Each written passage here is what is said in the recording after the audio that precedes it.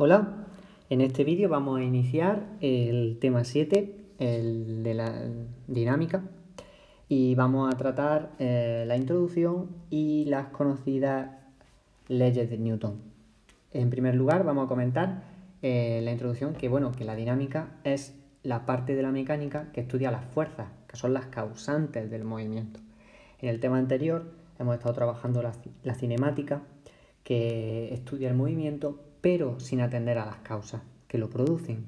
Es decir, nosotros estudiábamos móviles, coches, personas, aviones circulando, pero nunca nos preguntábamos por qué o cuál es la razón de que esos objetos se movieran. Ahora en la dinámica vamos a explicar ese hecho, ese fenómeno físico a través del uso de las fuerzas. Si os dais cuenta, aquí tenemos un pequeño esquema donde nos indica que la mecánica es un bloque de la física que está formado por dos partes: la cinemática, estudia el movimiento sin atender a las causas, y la dinámica, que estudia el movimiento pero poniendo su énfasis en las fuerzas, que son las que causan el movimiento. Tienen una etimología procedente del griego clásico. Cinemática proviene de kinesis, que es movimiento, y dinámica proviene del griego antiguo dynamis, que quiere decir fuerza o impulso. ¿De acuerdo?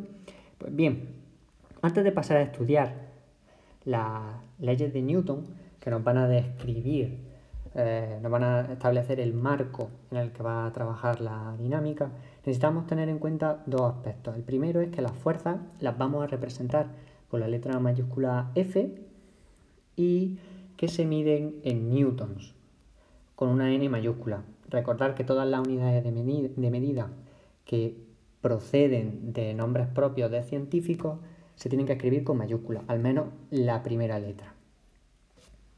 Y también hay otro aspecto importante, y es que la fuerza es una magnitud vectorial. Recordad que cuando tenemos una magnitud vectorial significa que esa magnitud tiene un módulo, una dirección, un sentido y un punto de aplicación.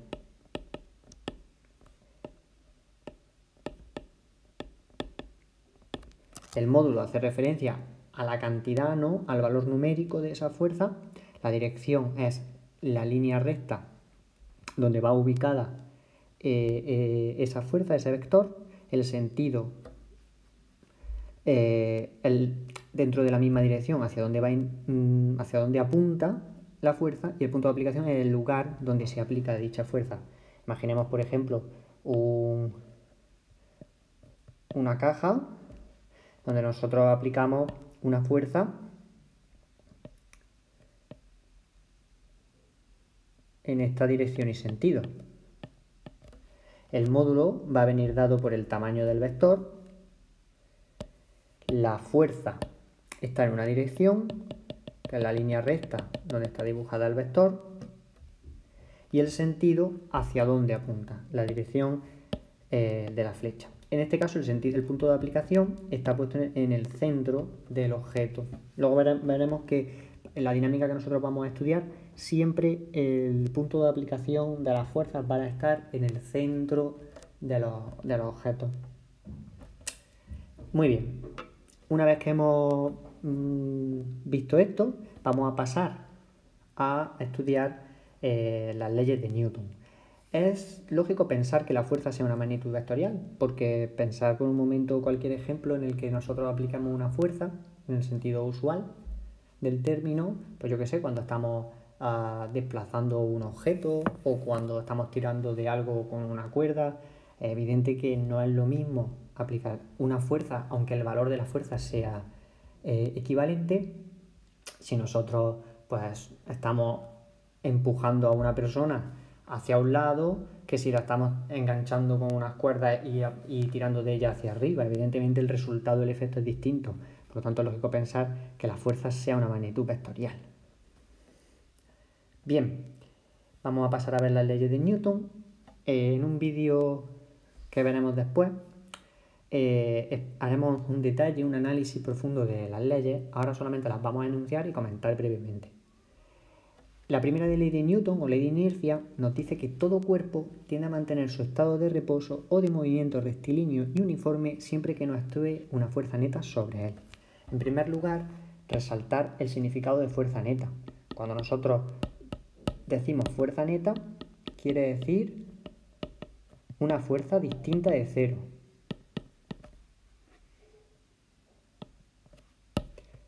De fuerza nula.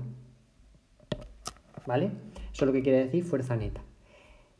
Y básicamente esta primera ley, que se la debemos a Galileo, aunque Newton luego la incluye en su famosa obra de los Principios, nos está indicando qué ocurre cuando no actúa una fuerza. Básicamente, si hemos dicho que la fuerza es la causante del movimiento, si no hay fuerza, está claro que no puede haber movimiento.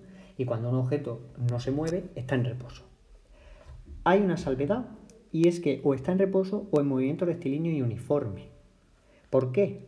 Esto lo explicaremos cuando estudiemos en profundidad las leyes de Newton. Está relacionado con el uso de los sistemas de referencia inerciales que ya comentamos en el tema de cinemática y que aquí ahora van a coger mucha importancia. La segunda ley de Newton, también conocida como ley fundamental de la dinámica, nos dice que siempre que actúa una fuerza neta sobre un cuerpo, produce una aceleración que es directamente proporcional, de igual dirección y sentido que dicha fuerza. Si antes en la primera ley nos estaban indicando qué pasaba cuando no había movimiento, cuando no había fuerza, pues en esta segunda ley nos están indicando qué ocurre cuando actúa una fuerza neta, pues que se produce un movimiento.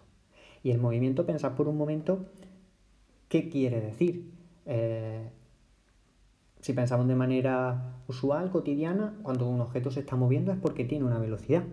Pasar del estado de reposo a tener una velocidad es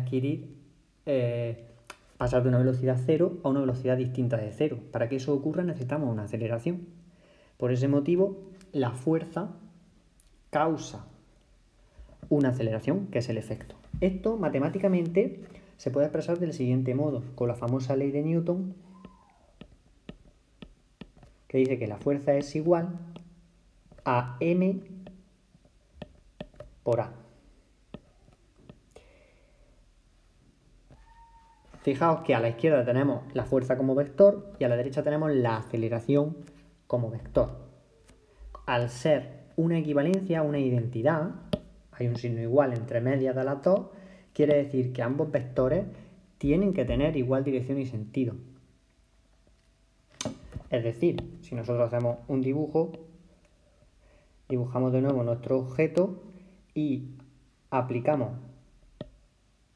una fuerza en esta dirección y sentido, la aceleración va a estar siempre en la misma dirección y sentido. El módulo no va a ser igual, va a ser directamente proporcional. ¿Y dónde se ve la relación proporcional? Gracias a esta m, que no va a ser otra cosa que la masa inercial.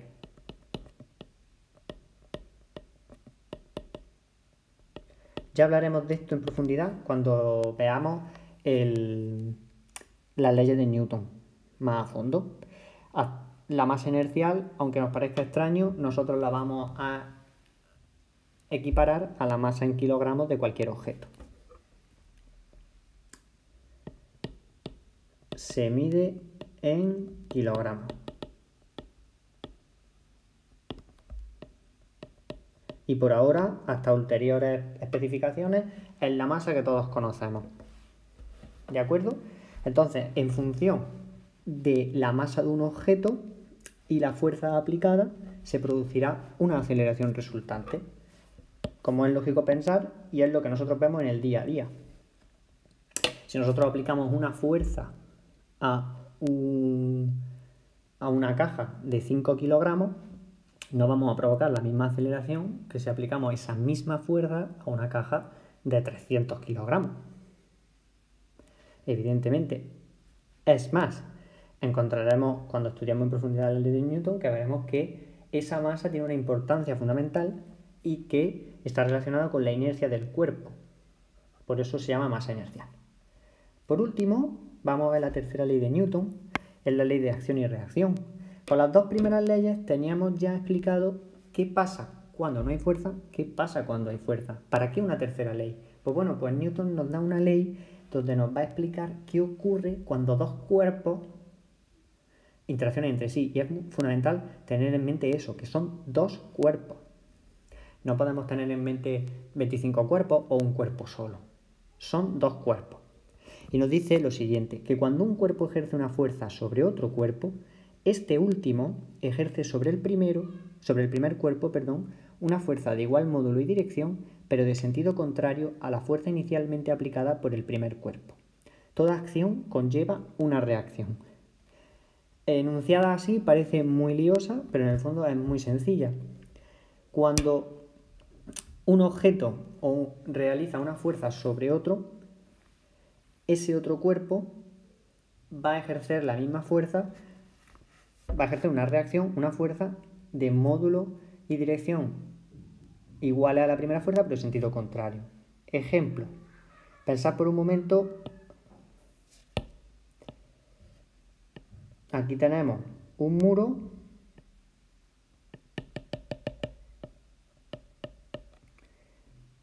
y alguien